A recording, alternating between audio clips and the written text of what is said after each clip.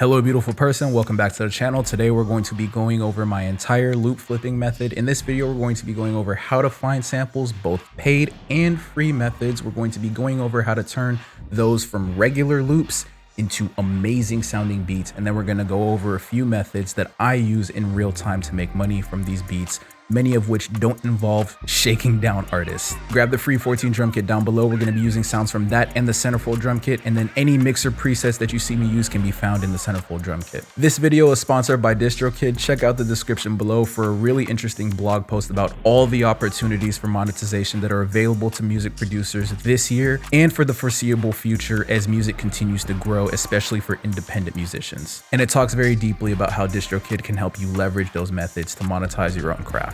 Without too much more talking, let's get into the video. So let's talk sample sources, and the list I'm going to give you, there's two things. First, I'm going to give you some free sources, and then I'm going to give you some paid sources. And then the second thing is that this is not an exhaustive list. There's a bunch of obscure websites you could probably find if you searched hard enough. And maybe there's some like AI tools that can do it too. But what I'm giving you is like the highest quality things that I've also gotten the best results with. So like placements, sales, syncs, all that good stuff. So this first source is Looperman, and it's pretty easy to use. You just make an account and it's free. It's a really good website. It's been up since like way before I started making beats. It's pretty straightforward. There's a bunch of like metadata things that you can fill out to find loops. So if you wanted like a certain BPM or certain tempo, certain key, certain genre, it's good for all sorts of stuff. It's not specifically for trap. There's like rock stuff, there's classical stuff. It's expansive AF. They've also got a pretty dope blog and a bunch of other cool things on this website. But what I tend to do is just type in an artist that I'm interested in, like capturing their vibe, right? Because when I make beats, I just tend to channel. I heard Pharrell say that in his podcast discussion interview with Rick Rubin a few years ago, and I thought that was very interesting. And I noticed that I get the best work done when I do stuff like that. So let's say I wanted to channel like a Metro Boomin vibe today. I just type that in and see what Looperman has to offer me. And what this is, it's a bunch of sample makers that are just posting their work. It's royalty free pretty much all the time. If there's a specific case where it's not, I think it's like a rule actually of Looperman that it has to be royalty free. It doesn't hurt to just read the description for every loop that you come across and want to use just to make sure, but it's pretty much always going to be royalty free. It'd be something like this. That's actually really dope.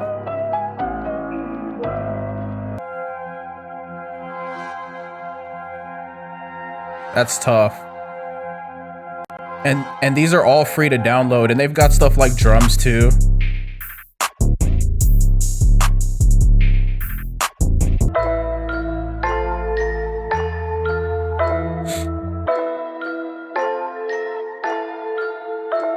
So yeah, Looperman is a very dope source. Definitely check it out. Free to access, no payment required, royalty free. Just make sure you read those descriptions. Check out the sample maker for each thing you use. But again, the rule of thumb for Looperman is that it's free and royalty free. So next we have the classic method of just searching for loops on YouTube. Now, this is something that used to be a good method for finding samples. You could go to something like Vinyl Frontier or just like any person who's posting old school samples. You could also just search like 60s R&B samples or whatever. And you'd find like these really cool playlists that just have been compiled by various creators or just music lovers in general that you can go through and find samples. This isn't specifically about like how to use old school samples or how to flip old school samples, although this method that I'm teaching you today will definitely apply to that for the most part, except in terms of like royalties and stuff like that, because clearance is a whole nother concept. But if you want to learn more about that entire thing, check out the description below. I've got like the full sampling guide there from last year, which I will be updating pretty soon. But something interesting that has happened with YouTube over the last few years, since like sample makers have become just an actual new type of musician in the sphere that is like music production, is that you can literally just like, let's say literally, okay, so Utopia just dropped, right? I could be like free Travis Scott Utopia loop kit, right? If that's like the vibe I want to channel, and you're gonna find like literally like free loop kits, right? Like let's just check out this first one that came out. Never heard of this guy before.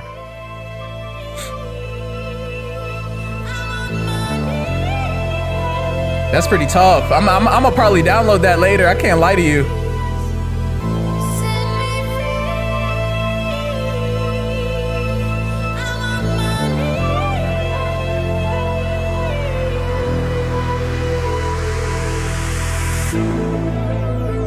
That's crazy. That's pretty tough. So he's got it for pay. Man, this is a pretty good, as a side note, this is a pretty good like method for like growing your brand if you're a producer in general, but especially if you're a sample maker, is you can always have the full version, but then just offer the full version. You can have the full version, but then offer like a free version where it's got like 5, 6, 7 loops from the actual pack in there. Or so he did 15 from the entire pack, which is actually a pretty decent number. Once you hit those double digits, you know, bro is probably delivering value, especially from what I've heard so far. And they'll just do it for like, just follow me on IG, like the video or whatever, and then you can get like the free loops and stuff. That's like a pretty good play actually. So yeah, and there's like a bunch of stuff like this, and they've got like all sorts of vibes that you can do. That's literally my video. But yeah, so really good source, YouTube. Again, stuff like that is huge. Did he say if that's royalty free? I don't actually know. Requires credit, no exceptions. Any social media loops requires credit. Please credit me properly. You know, he only talks about credit. He doesn't talk about sample clearance. You're good to use these types of loops and stuff like that. If you get into a situation where you start actually getting sales, I would say you're pretty much good to go in terms of getting sales and getting placements and just DSPing them. I would just say if you get like some sales, like if you get like maybe even your first sale, but once you start getting like 2 or 3 sales with a beat that you use some free loops, just check in with the person. Be like, just have integrity, right? Just be like, yo, I got a couple sales. I just wanted to check in with you. Like, is this royalty free? If not, I'll just cut you your percentage. It's not hard to have integrity, and it pays off over time, trust me. The other situation would be like if you get a placement, again, just be like, yo, I got a placement or I got a pretty good song with this artist. Hit me up so we can get the publishing good to go. If it's a situation where you post it to your own DSPs as like a beat tape or whatever, and you start doing numbers on Spotify, again, just hit them up. Like, let's say you get 50K streams, 100K streams, just be like, yo, I wanted to add you to the song as a contributor so you can get paid your publishing. It's really not difficult. Most people have some kind of distributor that they use to DSP their beats or at least collect publishing.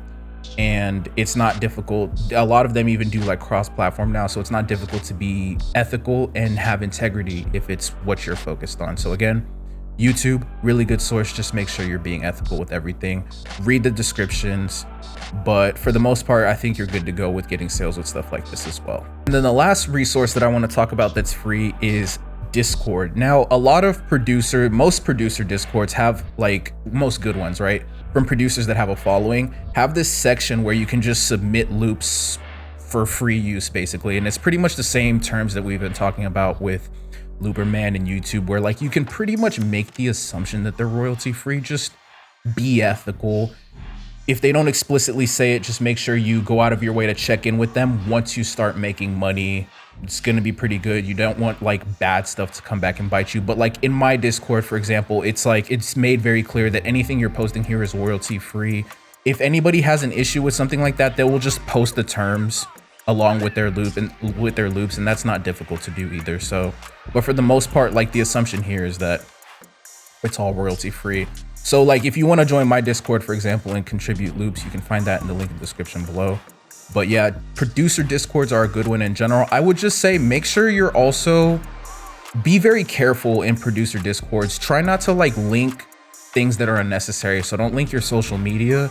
Don't like just drop your email for no reason. Like your BeatStars would be a pretty good one. Or if you have like an actual just like website with like terms and the rest of your socials on there, just something that's not like distracting. But I would say even a website would be a link, right? So just posting your BeatStars is probably the best way, because then they can add you as a collaborator, and then your BeatStars acts as the landing page where it's got your Instagram there already linked. It's got like all your other socials, and it'll have your website there as well. So that's probably the best thing. Don't ever post links if you can help it.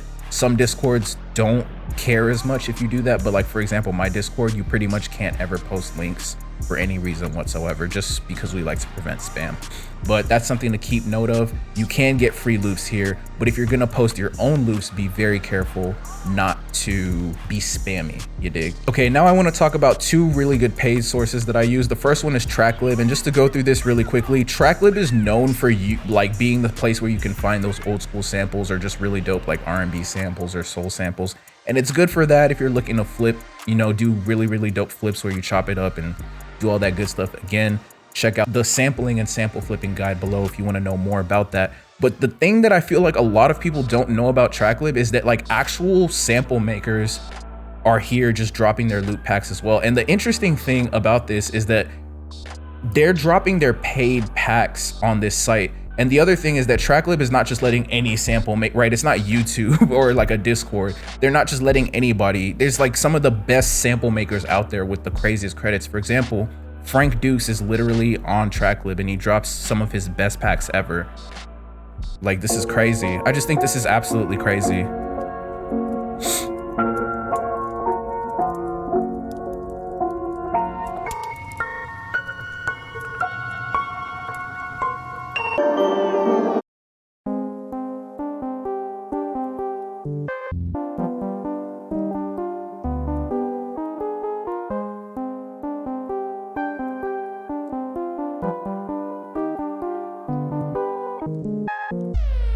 That's crazy. See, that's crazy. So they've got some really talented loop makers here on TrackLib as well. So it's a really good resource. It's like 10 bucks a month, and they've sponsored the channel in the past. This is not sponsored by TrackLib. It's sponsored by DistroKid, but I just love them as an actual resource. Again, I don't take sponsorships from people that I don't actually use and companies that I don't actually trust. So TrackLib is a really good place to find samples.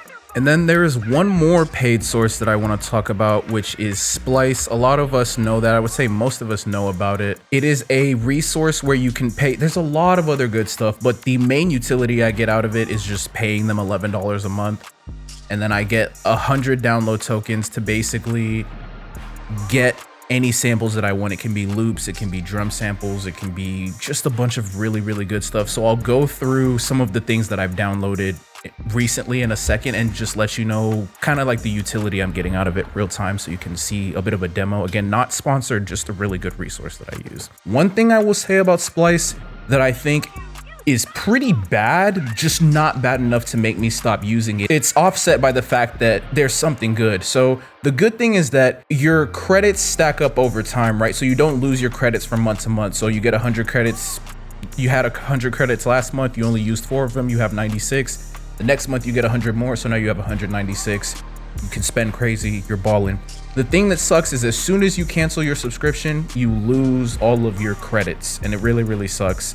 There's a bunch of other issues people will probably talk about with Splice, like, you know, there's some royalty issues. Sometimes it's really not like the majority situation. I've never run into an issue like that. I've made like a lot of money with like, say, a tight beat that I made with a Splice loop. Never had an issue. I've gotten a placement with a Splice loop. Like, I've got a sync with a Splice loop. I never had any of those issues. So I would say those are like more rare situations than anything. And then other than that, just the credit thing is like the fact that the credits, you lose the credits if you ever stop paying, which I guess I understand from their business perspective, but it does still kind of suck. I'm not gonna lie. Keeping you close. So this was like a vocal loop that I used yesterday in that beat that I made in the silent cookup. There's like a bunch of like that's like a loop that I used in like a house beat that I made a couple weeks ago.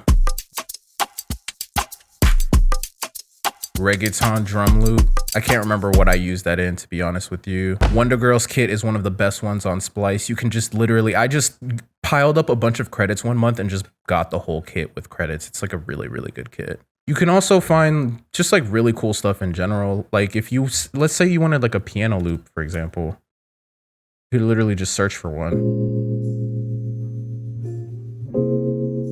That's some dope like R&B, right? But then you could filter for just trap.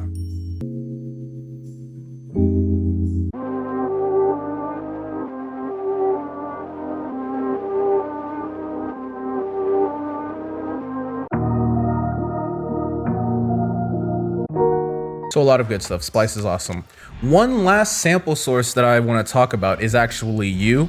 So if you build a brand, people will just send you loops. Like I swear to God, people just DM me random fucking loops. Like I got like 3 DMs this morning. It's like an everyday thing. People love sending me loops that I didn't ask for. That's a problem for me, but it might be a good thing for you. It's a matter of perspective. Life is a matter of perspective. So if you want to get access to some, and I get access to some rare sauce from some incredible creators that you literally just can't find on any of these resources, and people will just send me their like best paid stuff for free. Like my actual homies or people that I'm actually interested in working with, not some random guy with 6 followers from like Bangkok or New Delhi or something. But if you want to do something like that, or you want to be in a position like that, you've got to build a brand. So I've got a couple of content creators down below. Content creation level 1 is free. It'll teach you a lot of the basics. And then content creation level 2 is in pre-launch. So check that out as well. It's really good stuff. Links below. So we're going to be using that last method, which is leveraging a brand. My homie Peso sends me loops to my loop email, which I don't actually give out to people unless I actually fuck with you. But I managed to link up with him because I have a visible brand, and he is incredibly talented, so I'm grateful for that. So here's a sample of what we're gonna be working on.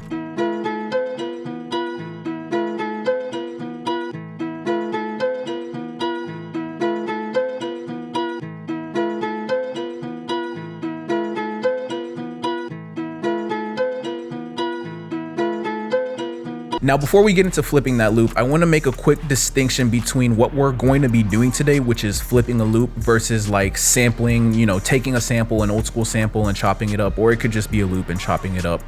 Both methods will work for what we are covering today, but I am talking specifically about flipping loops that another creator already went through a ton of trouble to make sound good. It's not to say that you shouldn't manipulate these, chop them up, toss them in the fruity slicer, halftime gross beat them, whatever the fuck, right? And it's the same for adding melodies. It's not that you shouldn't add a piano or a pad, but you need to think about why you're doing anything that you're doing to this loop.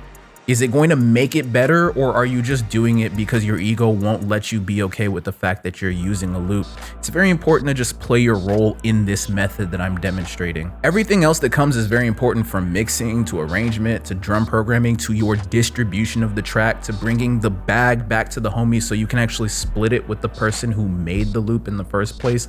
All of that shit is important, and that's all stuff you have to do. So don't waste energy in trying to do this magical flip to the loop when they already went through the trouble of like learning fucking music theory and making a really good melody and mixing it, only for you to ruin it by tossing it in the fruity slicer and making this goofy flip for no reason. Only do stuff like that if it makes sense, if you're inspired to, and if it actually comes out sounding good. I've been reading The Creative Act by Rick Rubin, which is really good, recommended read. So I'll just give you this quote that will summarize everything that I just said to you. Nothing begins with us.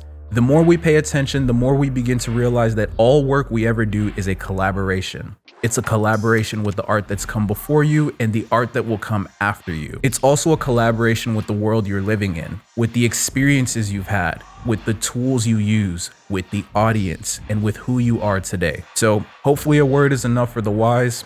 Let's get into flipping this banger loop. So probably nothing is more important than actually mixing the loop, because that's what you're gonna do to make it sound more dynamic. This entire process is really about 2 things. It's about making, which is really just one thing, but it's about making it sound really good as a final product and then distributing that final product. So first thing I'm gonna do actually is just pitch it. I like that. Might change it later. And then we can route it into our mixer. The next thing I'm gonna do is just get into mastering. And that's usually started and finished by just adding, I'll either add a preset from the Centerfold drum kit, or I'll just come to TR5 and do like the soft clip preset, and that's pretty much it. So the next thing I'll do is EQ. And honestly, this is just EQing out that low end so it won't clash with my bass and 808 later. Pretty standard stuff. You never want to EQ that fundamental character though, which is the body. If you have no idea what I'm talking about, check out some of my mixing tutorials down below, by the way.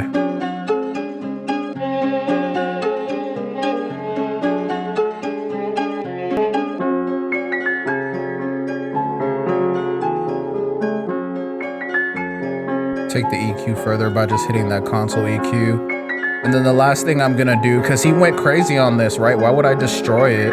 Just add some delay to give it some more stereo with. That's good. So now we're about to get into signal flow. Again, this is gonna be me moving through my mixing process relatively quickly. I'm still gonna give you all the gems, but if you want a deeper look, check out the mixing and mastering tutorial. It's a full guide that I have linked down below. It's really good stuff. So I'm gonna unroute this from the master, no more sound, send it to a bus. I'm just gonna open a bus preset that I already have. Let's see, there we go, good stuff. Already sounding incredible.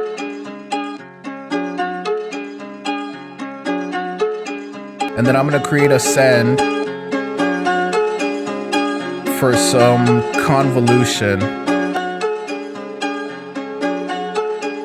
right? So instead of adding like a shitty pad for no reason, I can just use effects to make my melody sound more bright, more powerful, and more present in the stereo.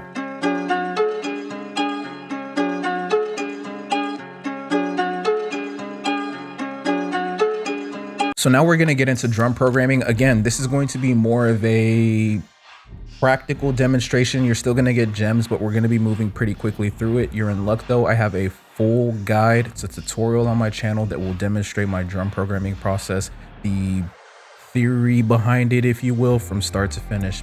Really good stuff. Check it out down below. So the first thing I'm gonna do is start laying down some heavier drums. I like to put things in groupings because it makes it easier in arrangement and it helps me conceptualize everything in general. Again, check out that tutorial if you want to know more about that. I'm gonna come to the centerfold drum kit. We're just gonna grab a snare. I like that. We'll grab a kick. And we'll just go ahead and grab like a hi-hat right now. Love that. And maybe an open hat. It's pretty much all we'll need. Yeah, that's good. And let's come to the 14 drum kit and grab a couple of things like an 808. 14 drum kit is free, by the way. Once more, check out the description below to grab it. Sounds from my placements. Boom, let's grab that. 808, love that. And maybe like a couple perks. Yeah.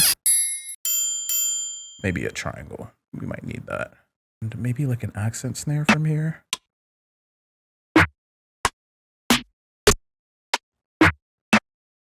Yeah. Boom. All right, great. So we're simply just programming the main snare in this heavy section.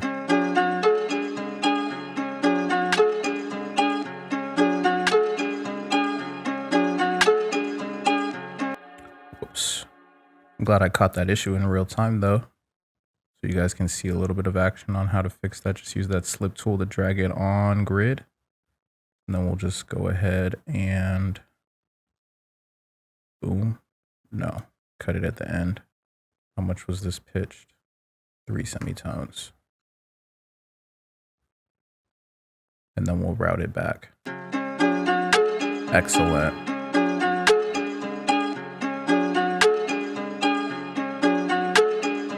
And in my process for making beats, I mix as I go. So there's not going to be a lot of drum mixing in here, but you are going to still see the flow in real time. So again, we're going to route everything to a bus. And then we're going to open up a drum bus preset. Again, all these mixer presets can be found in the centerfold drum kit. And then let's also do a drum verb send, just to give our drums a little bit more stereo. It's a bit of an advanced technique, but it goes into making stuff just sound really good, which again is our job here.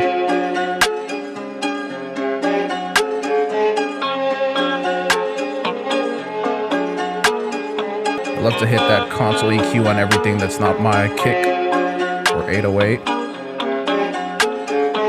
All right, cool. So now let's build a hi-hat pattern. I think I'm gonna just start off with a MIDI from centerfold and then build off of that.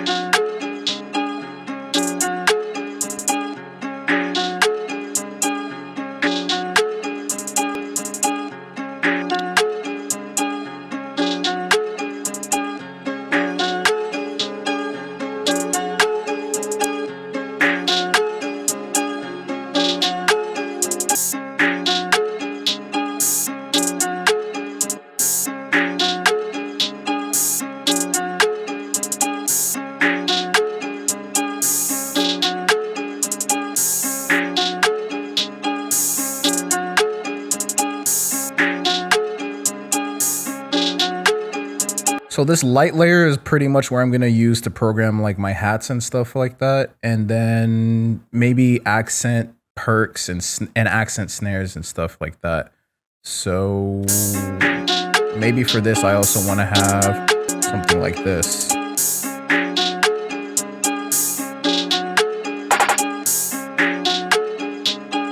And maybe some more accent snares.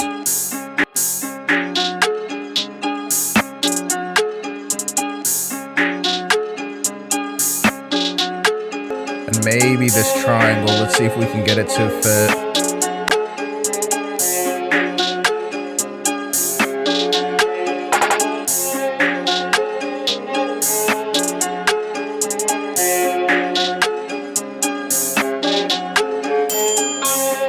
EQ that.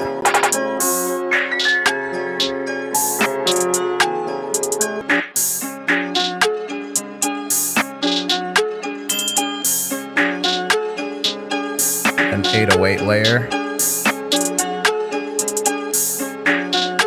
Full 808 programming guide down below. It's also covered extensively in the drum programming full guide that I have down there as well.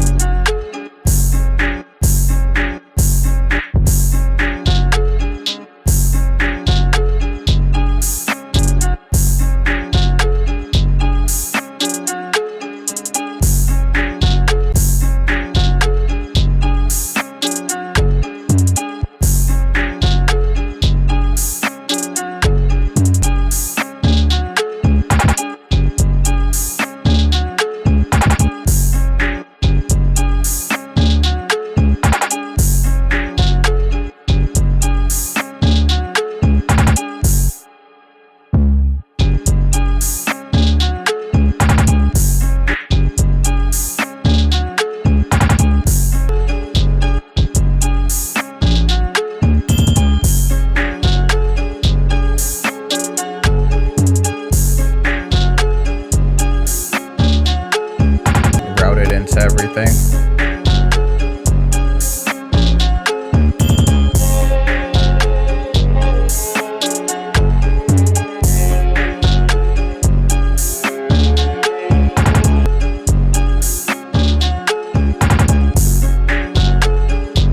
Pro tip, whenever you pan anything in the piano roll in FL Studio, make sure you find like a regular note that is not panned, click it. Because what FL Studio does is it duplicates the last instance of whatever note you clicked in the piano roll. So like, for example, if I click this and then the next note I click will look like that basically. So that's what it does, right?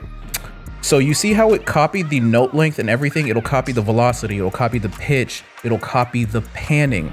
So a mistake I've made is that I've panned an entire beat to the left and then didn't know why it was panned to the left because I didn't know FL Studio did that. And sometimes I will still forget and make a beat that's panned all the way to the left every once in a while. So make sure you keep an eye on that. It sounds like a goofy mistake. I recently witnessed somebody who is Billboard charting who made this mistake from start to finish and could not figure it out. And I literally just watched him do it. And then because it's, you know, some people, when they get their accolades, they can't really take advice from anybody. So at the end, he was just like, bro, like, he was looking at me like, bro, the entire beat is pans to the left. I don't know what's going on. It was like, okay, well, let's see. Oh yeah, you forgot to reset your note when you pan the fucking hi-hats for no reason. It's like, it sounds goofy, but just make sure you keep an eye on it.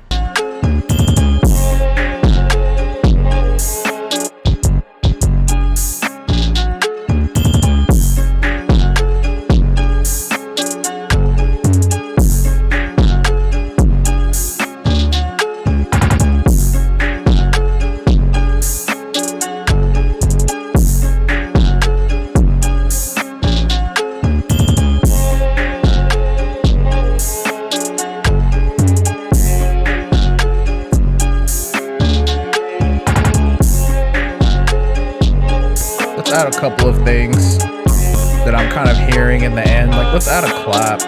That'll help us with arrangement and kind of playing with that building and releasing of tension when we get into arrangement in a second.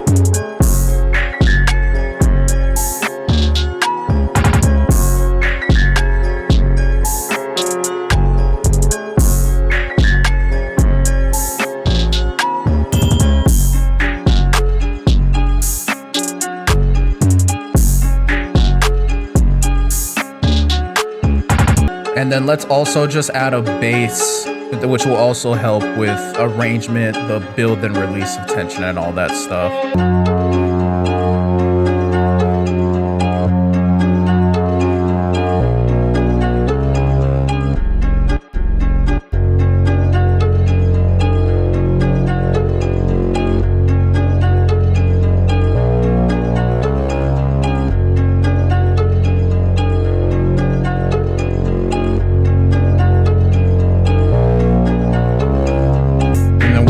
One more thing where we'll use this to play with energy too.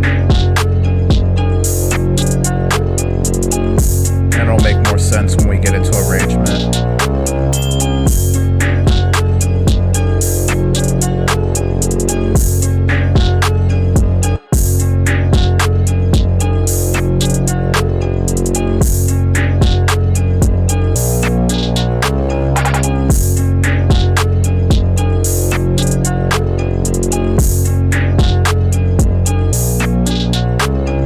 Okay, so let's move very quickly through the whole arrangement concept that's going to help bring this to life even more and turn it into a full track.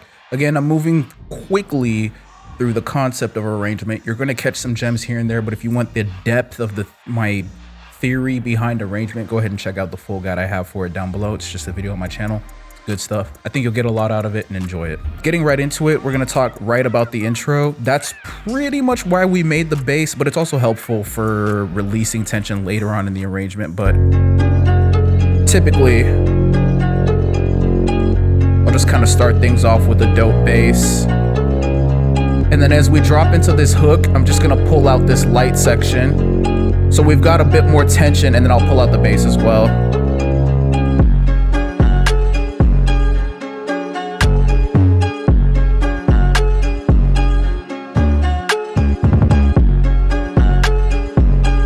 And then the tension continues to build throughout the hook, which is 16 bars for me.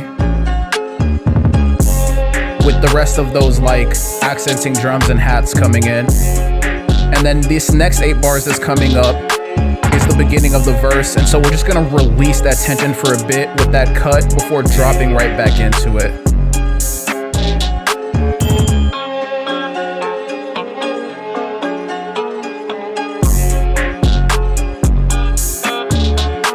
And then for the second 8 bars of the hook of the verse, we're gonna pull out those accenting sounds and those hi-hats in the 808 and go back to the bass.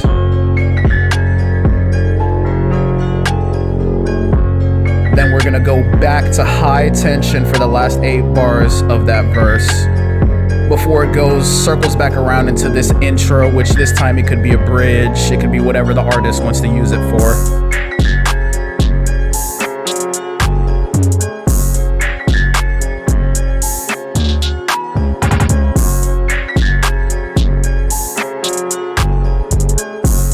Maybe I want to automate my kick.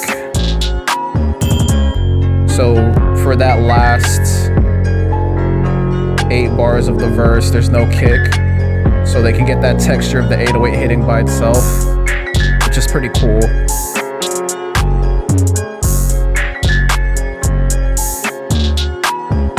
And then we can just duplicate that over 3 times.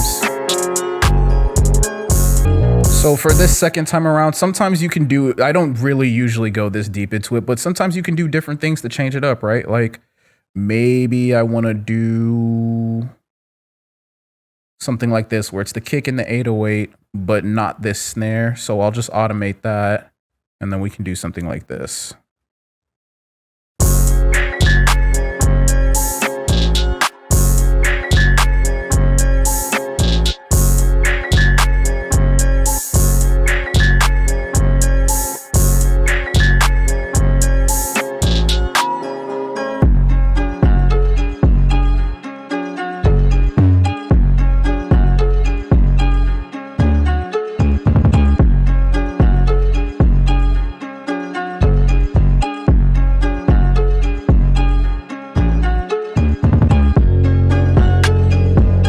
We're just playing with the tension throughout.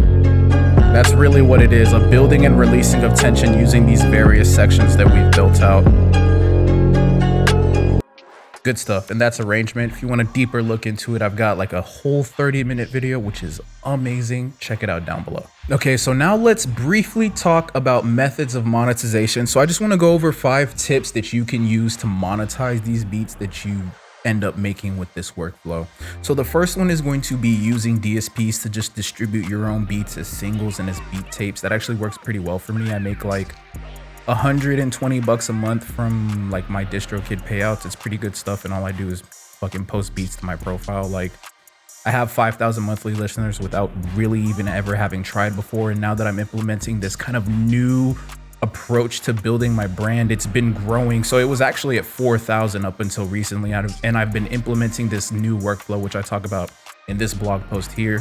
And through that approach, I've built an additional 1,000 monthly listeners, and I kind of expect it to keep growing. I'll try to post like a stat from Spotify for artist analytics, so you can kind of see a little bit of demonstration of what I'm talking about in terms of growth. But it's a really, really good strategy. Now, you do that using a distributor. You can use any distributor you want, but this video is sponsored by DistroKid, and I'm not going to do a whole ad read. There's just a really dope blog post that I've made about the opportunities that music producers have specifically for earning income through just posting their own music, and then various ways that DistroKid can help you with that. So it's a really good read. Go ahead and check it out down below. It'll be probably the first link in the description. Shout out to DistroKid for sponsoring this video. So the next method is literally just posting them to YouTube. Now, there is the tight beats play, which we'll talk about in a second, but that's not actually what I'm talking about. The effective way to do it without hustling any other people would be to just get your channel to monetization and then just post your own beats, because every view you get from that point on is going to be monetizable, and you'll just get a payout at the end of every month, which is what YouTube does for everybody. I think it's on the 20th or the 21st for pretty much everybody, unless you're like a super big creator, then your plan is a little different.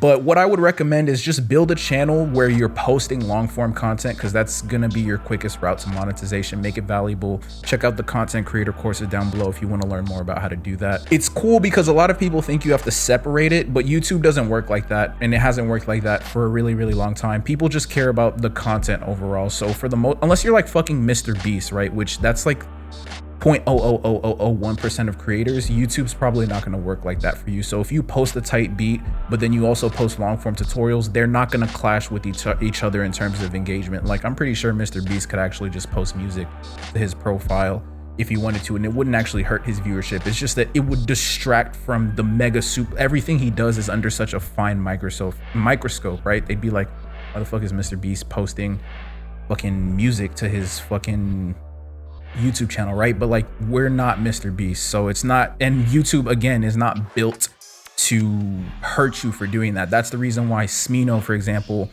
has like an animated series on his channel, but he also posts music there and music videos. And Travis Scott just posted a whole movie that's like 2 hours long, right? Like, YouTube is not built to hurt you. It's actually moving in that direction where they want people to post music and post long form content to the same channel instead of having to split it up, because they make more money, to be real with you, but it's also easier for the consumer, and Google does care about their consumers more than most companies. Method number 3 is just sending them to artists. Now, you've got to develop a pretty good system for like actually getting beats to artists, and I'm not going to talk too deeply about that because we talk about it in level 1 content creation, which is free. You can grab that down below.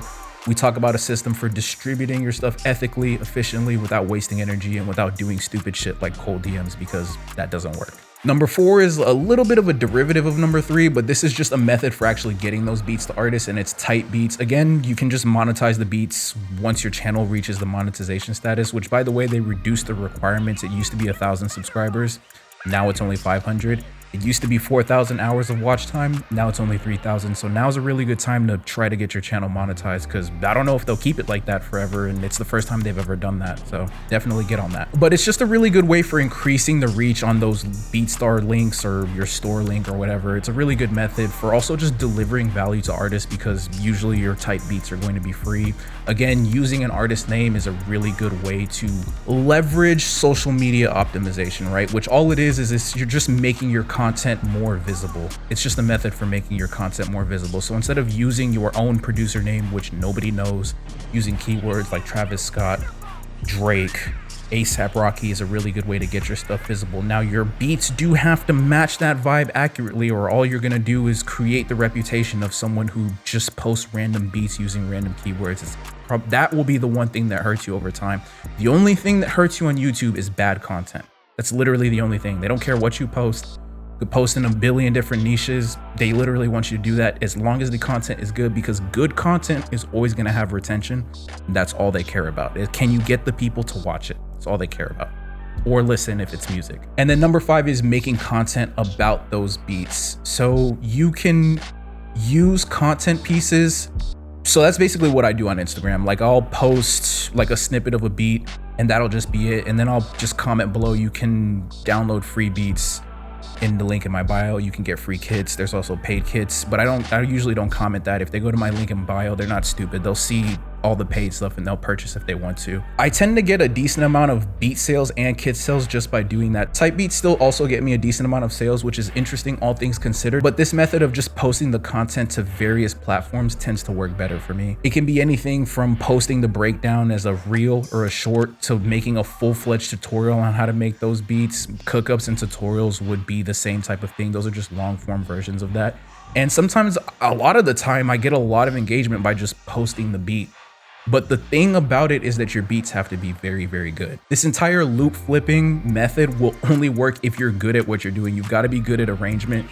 You've got to be good at drum programming. You've got to be good at mixing. You've got to be good at finding samples. You've got to be good at distributing them, using them to make money, getting them to artists. Otherwise, you're just making them for no reason, which is fine, honestly. If you're a hobbyist, that's fine. That's great, actually. But if you're not a hobbyist, then that's not good. You've got to get active. So if you want to learn a really good method for getting damn good at what you do, check out this video essay that I made on the music producer skill tree popping up on your screen right now. Thank you so much for watching. Peace.